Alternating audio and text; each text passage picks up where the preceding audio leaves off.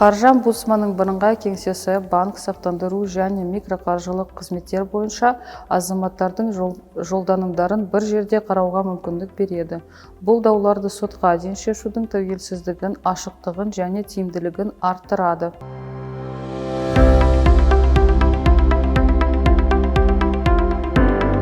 Тұтынушылардың құқықтарын тиімді қорғау үшін дауларды сотқа дейін реттеудің 3 деңгейлі жүйесі енгізіледі. Шағымдарды бастапқы қарау қаржы ұйымында жоспарланады.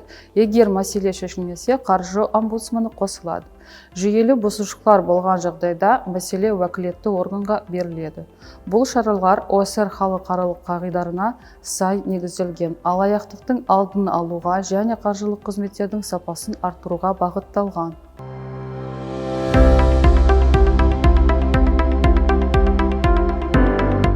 Банктер туралы жаңа заң сонымен қатар іс-қимылды қадағалау моделіне көшуді жоспарлап отыр.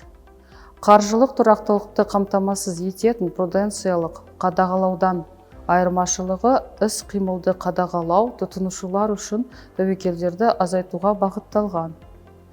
Іс-қимылды қадағалаудың негізгі мақсаттары ол тұтынушылардың құқықтарын қорғау, адал бәсекелестікті дамыту, дауларды сотқа дейін реттеудің тиімді тетіктерін құру, сондай-ақ жария етілетін ақпараттық толықтығы мен дұрыстығын бақылау.